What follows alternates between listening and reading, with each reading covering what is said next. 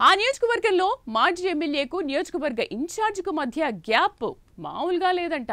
ఎన్నికలు ముగిసి దాదాపు సంవత్సర కాలం గడిచినా కానీ ఇరువురు నాయకుల్లో సమన్వయం ఏమాత్రం కుదరడం లేదు. పోనీ వేరు పార్టీల నాయకులు అనుకుంటే ఏమో అనుకోవచ్చు, కానీ వారిద్దరూ ఒకే పార్టీ నాయకులు. ఇంతకీ ఆ నేతలెవరు? ఆ నియోజకవర్గం ఏది? అక్కడ లీడర్ల మధ్య ఎందుకు గ్యాప్ వచ్చింది? ఆ వివరాలు ఇప్పుడు చూద్దాం.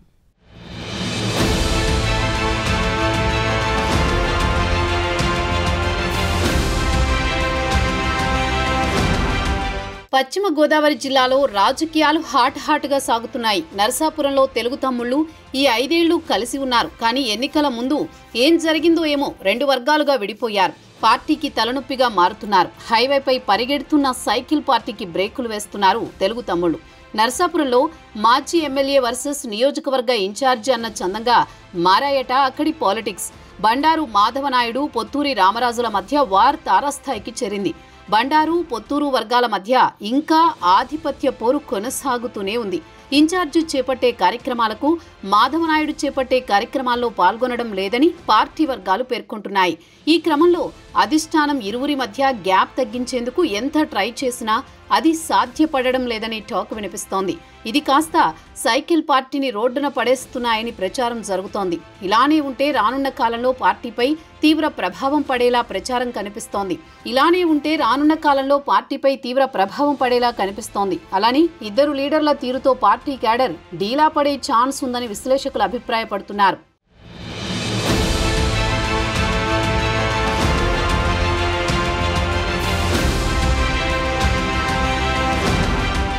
ఇదిలా ఉంటే టీడీపీ ఆవిర్భావం తర్వాత ఇక్కడ ఆ పార్టీ జెండానే ఎగిరింది.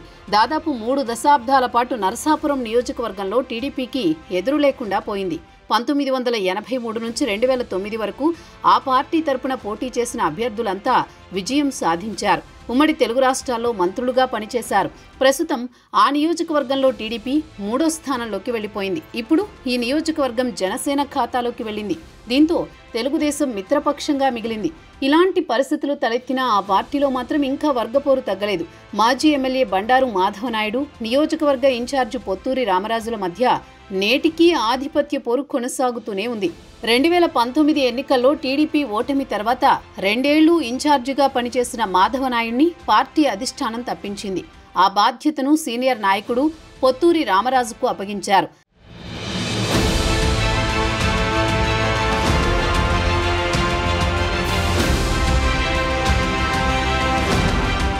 గత ఎన్నికల్లో టీడీపీ తరపున బండారు మాధవనాయుడు, పొత్తూరి రామరాజు, కొవ్వలి నాయుళ్లు టికెట్ ఆశించారు. అయినప్పటికీ పొత్తులో భాగంగా జనసేనకు టికెట్ కేటాయించారు. ఎమ్మెల్యేగా జనసేన అభ్యర్థి బొమ్మిడి నాయకర్ విజయం సాధించారు. శాసనసభ్యుడిగా బాధ్యతలు చేపట్టారు. నాయకర్ ఎమ్మెల్యేగా ఉన్నప్పటికీ ఇక్కడ టీడీపీ నాయకులు మాధవనాయుడు, రామరాజు మధ్య వర్గపోరు మాత్రం ఏమాత్రం తగ్గలేదు. రామరాజుకు ఇన్ఛార్జి బాధ్యతను అప్పగించినప్పటి నుంచి పార్టీ పరిస్థితి మరింత దయనీయంగా మారిందని బండారు వర్గం ఆరోపిస్తోంది. ఇన్ఛార్జిని మార్చాలని పట్టుబడుతోంది. కానీ అధిష్టానం మాత్రం రామరాజునే కొనసాగిస్తోంది. దీంతో బండారు వర్గం సైలెంట్ అయింది. రామరాజు పార్టీ పరంగా చేపట్టే ఏ కార్యక్రమంలోనూ బండారు వర్గం పాల్గొనడం లేదు.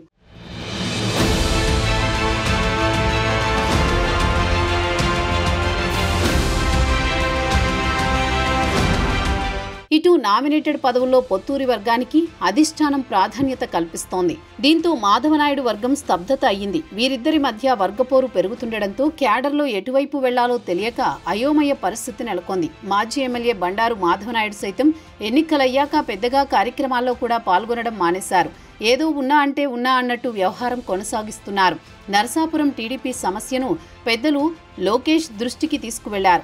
అయినా ఏమాత్రం మార్పు రాలేదు. నియోజకవర్గంలో మౌనం వహిస్తున్నారు. అలాగే మాధవనాయుడు వర్గం పెద్దగా ఏ కార్యక్రమంలో పాల్గొనడం లేదు.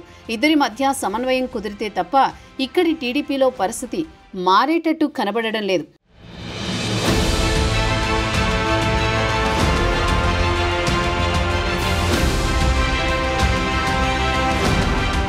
నియోజకవర్గంపై పార్టీ అధిష్టానం దృష్టి పెట్టాలని తెలుగు తమ్ముళ్లు కోరుతున్నారు.